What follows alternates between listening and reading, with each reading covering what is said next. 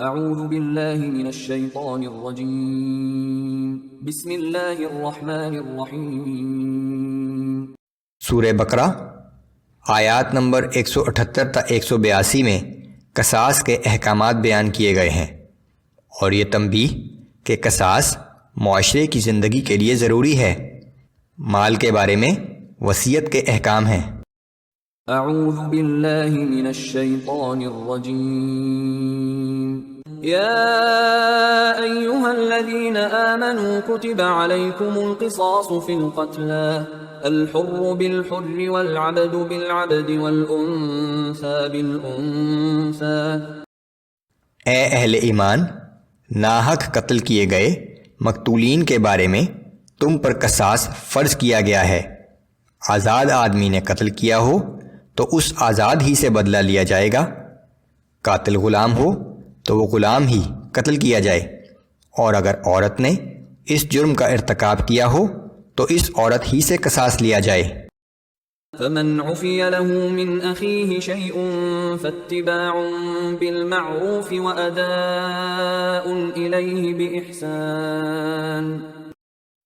پھر اگر مقتول کے بھائی قاتل کے ساتھ نرمی کرنے کے لیے تیار ہوں تو نیک طریقے سے اس کام کو سر انجام دو اور خوش دلی کے ساتھ دیت کی ادائیگی کرو۔ ذلك تخفیف من ربکم ورحمہ فمن اعتدى بعد ذلك فله عذاب علیم۔ یہ تمہارے رب کی طرف سے آسانی اور مہربانی ہے، پس جو کوئی اس کے بعد زیادتی کرے تو اس کے لیے دردناک عذاب ہے۔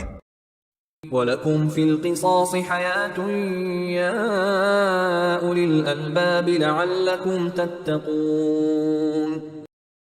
اور اے عقل والو، تمہارے لیے قصاص ہی میں زندگی اور بقا ہے، تاکہ تم ناحق خون ریزی سے بچو اور پرہیزگاری اختیار کرو۔ یہ قتل عمد کے احکام ہیں، جبکہ قتل خطا کے احکام سورہ نساء آیات نمبر 92 میں بیان کیے گئے ہیں۔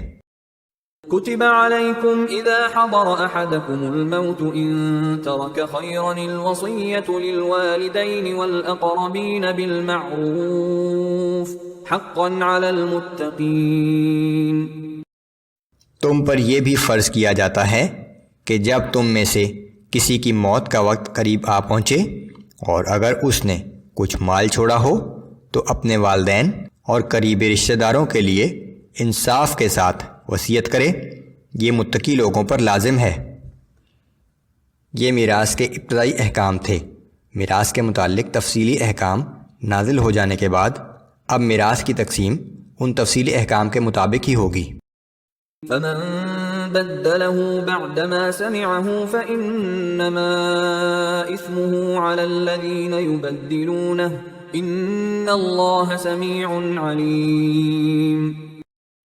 پھر جس شخص نے اس وصیت کو سننے کے بعد اسے تبدیل کر دیا تو اس کا گناہ اس کے بدلنے والے پر ہی ہے، بے شک اللہ خوب سننے والا اور جاننے والا ہے۔